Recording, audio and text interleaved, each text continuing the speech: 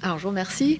Je vais rebondir directement sur ce que vous disiez. Il est vrai qu'aujourd'hui, la douleur et le droit est fondé notamment sur l'idée de la preuve, et qu'aujourd'hui, la douleur peut être prouvée, et que, du coup, l'argument juridique est forcément beaucoup plus important au niveau de la douleur à partir du moment où on a une preuve de cela. Parce que le juriste fonctionne essentiellement sur la preuve. Au-delà de fonctionner sur la preuve, la question juridique qui va se poser à partir du moment où on admet que l'animal souffre va être celle de savoir si la souffrance doit entraîner des droits ou pas. Et est-ce que finalement il faut reconnaître des droits à l'animal pour pouvoir le protéger, ou est-ce que l'animal peut être protégé sans pour autant qu'on lui reconnaisse des droits. Et le débat aujourd'hui, d'un point de vue juridique, on admet volontiers que l'animal doit être protégé. Il est vrai qu'il fut un temps où on rigolait beaucoup à la nationale. Maintenant, celui qui rira en disant que l'animal n'est pas un être sensible, finalement se fera certainement chahuter par les autres, et il est communément admis que l'animal est sensible et doit être protégé au titre de cette sensibilité. Ce qui est difficile à admettre chez les juristes, c'est que l'animal puisse être titulaire de droit et puisse accéder à un statut autre que celui d'objet de droit. Alors, pour cela, il faut en revenir finalement à ce qu'est le droit, quelle est la définition du droit, et finalement à l'organisation du droit. Le droit, alors je suis désolée, je suis obligée de faire cette petite parenthèse, le droit est défini selon deux acceptions. La première qui est de dire le droit, c'est-à-dire l'ensemble des règles de droit, et donc lorsque l'on parle de ce droit-là, le droit, c'est le droit objectif, c'est-à-dire le droit tel qu'il est dans les textes, les lois, les décrets, les arrêtés, etc. Et c'est donc toutes les règles qui organisent la vie en société. À côté de ce droit objectif, il y a les droits dans le langage courant, les droits des individus, et donc les droits subjectifs, les droits des sujets de droit. Et donc c'est les droits de chacun, que chacun peut revendiquer, et les droits qui appartiennent aux individus. Ça, ce sont les droits subjectifs. Et il y a bien sûr un corollaire entre les deux, c'est-à-dire que c'est que ce soit le droit objectif ou les droits subjectifs, ce sont les deux faces d'une même médaille. Et en fait, les droits subjectifs sont reconnus par le droit objectif, mais tous les droits objectifs ne sont pas forcément des droits subjectifs. Alors je m'explique tout de suite. Par exemple, lorsque une loi impose une limitation de vitesse à 90 km/h sur les routes, ça ne confère de droit à personne. Mais là, ça aura juste un but d'organisation de la société. Alors, maintenant, la question de la protection de l'animal dans cette classification droit objectif, droit subjectif. Le droit objectif a pour but l'organisation de la société, et donc un but d'intérêt général, c'est-à-dire qu'il faut organiser la société dans l'intérêt de tout le monde, dans l'intérêt des hommes, puisque le droit est considéré comme être fait pour les hommes, dans l'intérêt des hommes. Et donc, puisque le droit est totalement anthropocentré, il faut que l'intérêt général soit l'intérêt pas forcément d'un homme en particulier, mais l'intérêt des hommes à une vie en société harmonisée, et finalement on considère que l'organisation de la société est dans l'intérêt de tout le monde. Dès lors, le droit doit nécessairement être dans l'intérêt général. Et la question des droits des animaux est de savoir si finalement c'est l'intérêt général qui est poursuivi lorsque l'on protège l'animal, ou si finalement c'est un intérêt privé. Si c'est un intérêt privé, dans ces cas-là, le droit de l'animal devient un droit subjectif. Si c'est l'intérêt général, dans ces cas-là, c'est l'intérêt humain qui va être poursuivi, et donc ce sera un droit objectif. La question se pose, et le juriste, alors la doctrine majoritaire considère que les règles protectrices des animaux sont des règles de droit objectif, et que ça ne confère pas de droit aux animaux, et que les animaux ne sont pas titulaires de droit. Il me semble que cette affirmation peut être contestée. D'ailleurs, certains juristes la contestent, et j'en fais partie. Pourquoi ? Parce que les animaux ne sont pas protégés dans un but d'intérêt général. On l'a dit tout à l'heure, la première protection des animaux par le droit a été cette fameuse loi Grammont, qui prévoyait que les mauvais traitements seraient sanctionnés lorsqu'ils étaient exercés publiquement. Et on protégeait alors la moralité publique, et qui protège la moralité publique protège l'intérêt général et l'ordre public, et finalement bien l'intérêt humain. À partir d'un décret de 1959, la condition de publicité des mauvais traitements a disparu, ce qui fait que désormais, les mauvais traitements sont sanctionnés, qu'ils soient commis publiquement ou non, et qu'ils soient commis par un tiers ou par le propriétaire lui-même.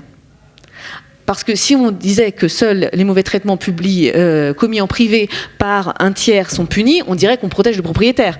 Or là, même le propriétaire peut également être condamné du chef des mauvais traitements qu'il exerce dans la sphère privée.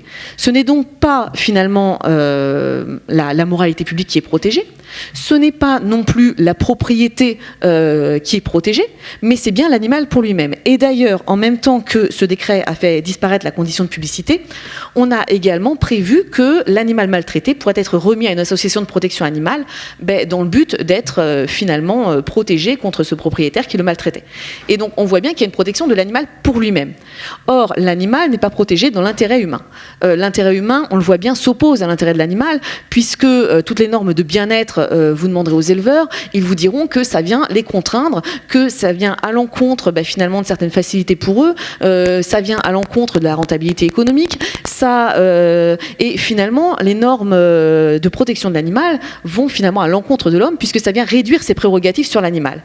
Et donc on a une protection de l'animal qui est une protection qui n'est pas dans l'intérêt général, qui n'est pas dans l'intérêt humain, mais qui est uniquement dans l'intérêt de l'animal. Dès lors, si la protection est dans l'intérêt de l'animal, c'est bien que finalement l'animal a des droits subjectifs à être protégé. Et il me semble que finalement l'animal est déjà titulaire de droit, d'un droit de ne pas souffrir, et éventuellement même dans certains cas d'un droit de ne pas mourir inutilement, et de nombreuses incriminations pénales viennent garantir ces droits.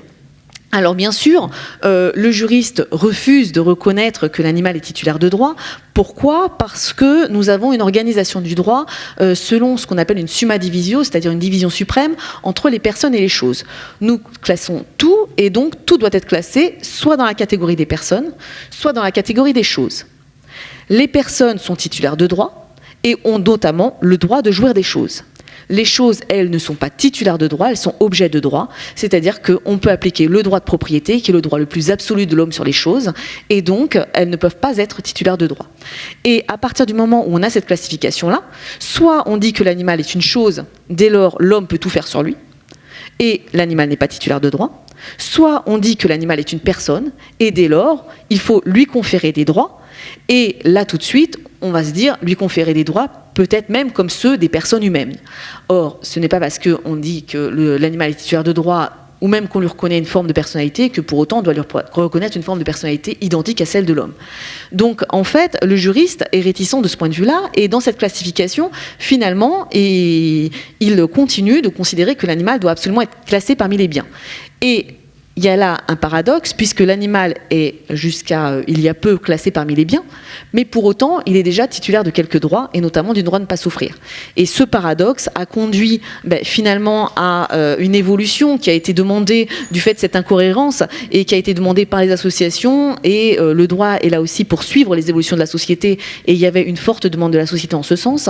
Et finalement, on a eu un amendement qui a donné lieu à une loi qui a été votée la semaine dernière, qui vient reconnaître finalement que l'animal est un être vivant et sensible, et à ce titre, il l'a extrait finalement de la catégorie des biens, puisque désormais l'animal est défini dans un article qui précède un titre qui a pour vocation de définir ce que sont les biens. Et on a retiré d'ailleurs toutes les références à l'animal en tant que bien, il n'est plus un bien meuble, il n'est plus un bien immeuble par destination. Pour autant, on ne l'a pas intégré au livre 1 du Code civil dans les personnes, donc il reste finalement aujourd'hui entre les personnes et les choses, et finalement avec cette nouvelle loi, l'animal va peut-être bénéficier d'un statut nouveau, et va peut-être fendre cette fameuse summa divisio du droit, puisque désormais nous aurons peut-être d'un côté les personnes, d'un autre côté les animaux, et enfin de troisième part les choses, avec des personnes qui sont titulaires de droit, des choses qui sont objets de droit, et des animaux qui sont à la fois objets et sujets de droit. Alors, une fois que l'on reconnaît les droits aux animaux, la question qui se posera est celle de comment finalement organiser ces droits. C'est-à-dire que il serait nécessaire maintenant d'aller plus loin et de reconnaître que l'animal est réellement titulaire de droit.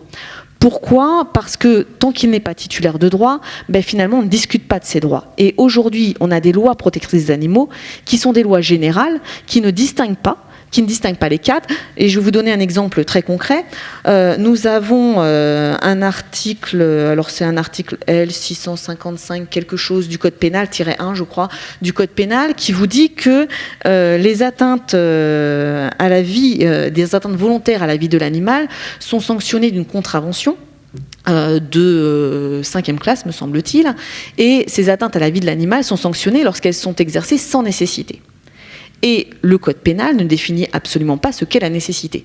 Ce qui fait qu'aujourd'hui, par exemple, l'association L214 a porté plainte contre un éleveur qui faisait du foie gras en considérant que c'était un acte de cruauté qui était exercé sans nécessité et que dès lors, on pouvait le poursuivre de ce chef. On pourrait également imaginer poursuivre un abattoir du fait qu'il porte atteinte à la vie de l'animal sans nécessité et se poser la question de savoir s'il y a ou non nécessité de tuer des animaux pour pouvoir se nourrir. Et là, il y aurait lieu, finalement, aujourd'hui, les éleveurs ne sont pas protégés parce qu'il n'y a pas de reconnaissance officielle des droits de l'animal, et comme il n'y a pas de reconnaissance officielle des droits de l'animal, il n'y a pas non plus d'encadrement et de limitation de ces droits avec un certain nombre de critères, alors qu'on pourrait tout à fait mettre en place des critères, par exemple l'utilité, la nécessité des atteintes, et définir ce que c'est que la nécessité. Est-ce qu'il faut une nécessité vitale, ou est-ce qu'il faut un simple besoin, un simple intérêt humain. Et en fait, on pourrait avoir tout à fait un débat général sur les critères à mettre en place pour réellement organiser un rapport de l'homme et de l'animal qui soit harmonieux et qui finalement soit limité. Et donc, pour cela, encore faudrait-il reconnaître finalement des droits aux animaux et les reconnaître officiellement. Voilà.